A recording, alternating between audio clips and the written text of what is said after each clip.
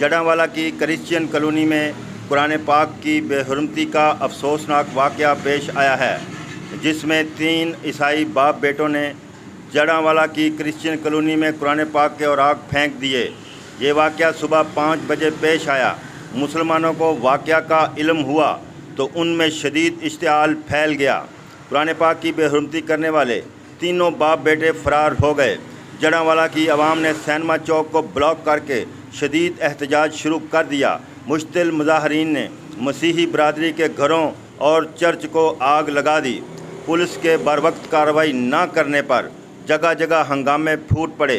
ताहम पुलिस की भारी नफरी को तलब कर लिया गया है। मुश्तिल मुजाहरीन ने मुतालबा किया है कि वाक़या में मुलव्वस मुल्ज़मान को फौरी तौर पर गिरफ़्तार करके सिनेमा चौक में फांसी पर लटकाया जाए। एसपी बिलाल सलहरी पुलिस की भारी नफरी के हमरा मौके पर पहुंच गए हैं और उन्होंने मुश्तिल मुजाहरीन को यकीन दिलाया है कि वो वाक़या में मुलव्वस मुल्ज़मान को जल्द गिरफ़्तार करके कानून के कटहरे में पेश करके कड़ी सज़ा दिलवाएंगे।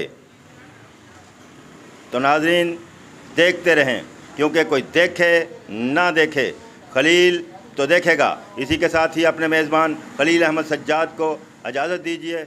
अल्लाह निगहबान।